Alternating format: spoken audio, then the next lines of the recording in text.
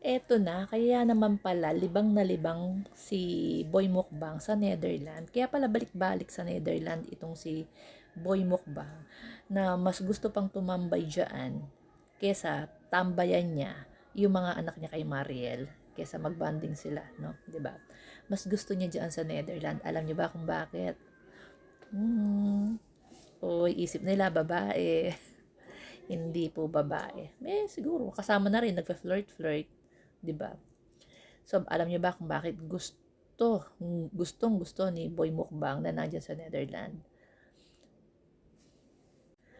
Meron pa lang mga coffee shop diyan sa Netherlands na nagse-service ng Mary Jane legally. So, legal pala diyan ang Mary Jane diyan sa mga coffee shop. So, kaya naman pala itong si Robin Hood, feeling heaven. Addictus Benedictus talaga no? Feeling heaven, kaya pala balik-balik sa Netherlands itong si Robin Hood. Kasi nga, ang Mary Jane, legal. Kung maaalala po natin sa Senado, yung mga hindi nakapanood, ang kauna-unahang batas na gustong ipasa ni Robin Hood is maging legal ang Mary Jane.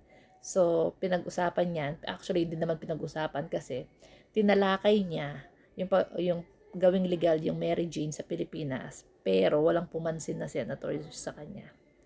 Hindi po siya pinansin ng mga senators dyan para gawing legal ang Mary Jane. So ngayon, ayan, nakakita siguro siya ng paradise sa Netherlands.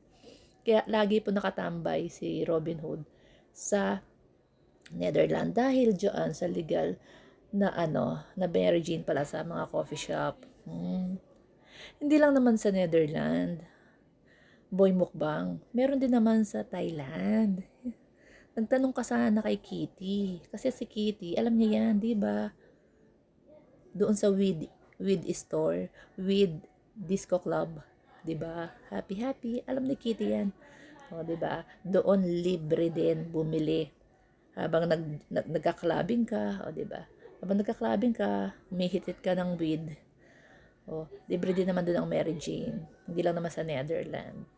So, i-try mo sa Thailand. Ko po, Addictus Benedictus. Meron tayong ganitong senator, no? Kaya pala ang hilig tumambay sa sa Netherlands. So ayun, yung pala yung dahilan. Kaya mas kaya pala kahit papalapit na po ang session diyan sa Senado.